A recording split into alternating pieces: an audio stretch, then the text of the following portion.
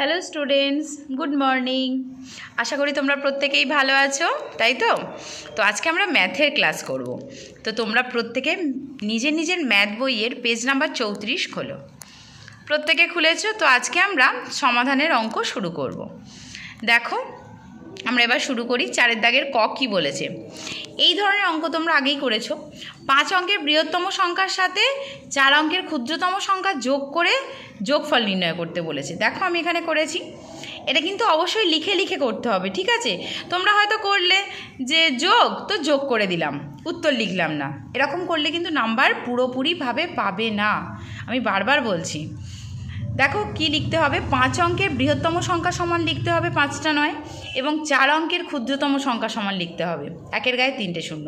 তো লেখার পরে একক দশক করতে হবে, করে যোগফল নির্ণয় করতে হবে। ওকে, আর উত্তর লেখা অবশ্যই, মানে মাস্ট। তো এইভাবে হলো। খ দেখো, 51,482 সংখ্যাটিতে 1 ও 8 স্থানীয় মানের সমষ্টি, মানে তোমরা জানো যোগফল। তো দেখো, 1 স্থানীয় মান 1000 আর 8 স্থানীয় মান 80। তো দুটোকে আমরা যোগ করব। তো তার আগে আমরা লিখেছি, দেখো 51,482 সংখ্যাটিতে 1 ও 8 স্থানীয় মান সমান। ওকে, তো এইভাবে তোমরা বার করবে। এগুলো আগেই করেছো। গয়ের অঙ্কটা দেখো, ঠিক সেম অঙ্ক আমাদের আগে হয়েছে পূর্ব পাঠে। 1, 2, 4, 7 অঙ্কগুলি দ্বারা গঠিত 4 অঙ্কের বৃহত্তম ও ক্ষুদ্রতম সংখ্যার সমষ্টি। তো ভীষণ সোজা, এগুলো তোমাদের ক্লাসে করানো হবে।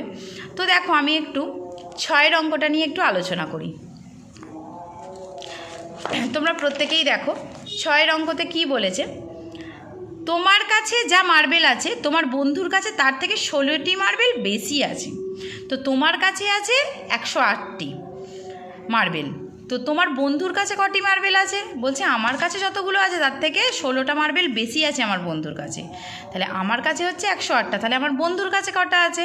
অবশ্যই এটা যোগ করতে হবে, তাই তো? তো আমরা কীভাবে লিখবো এটা? আমার কাছে মার্বেল আছে 108টি, আমার বন্ধুর কাছে আছে 16টি বেশি। তো তারপর এটা যোগ করব, যোগ করে এবার উত্তর লিখব। ওকে, তো আমি HW দিয়েছি কি চ, ঝ আর ইঙো, তাই তো? চয়েরটা কি বলেছে দেখো, ভীষণ সোজা। অবশ্যই এটা তোমরা লিখে লিখে করবে।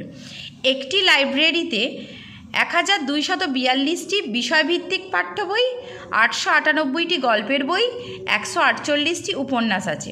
লাইব্রেরিতে মোট কটি বই আছে?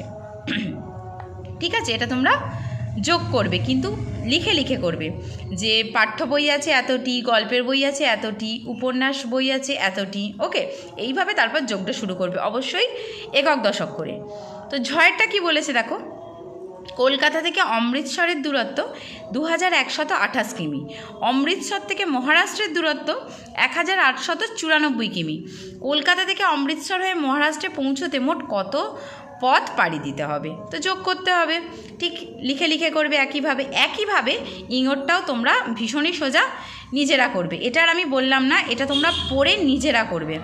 ওকে, তো এ বিষয়ে যদি কারোর কোনো সমস্যা থাকে তাহলে অবশ্যই আমাকে ক্লাসে জানাবে।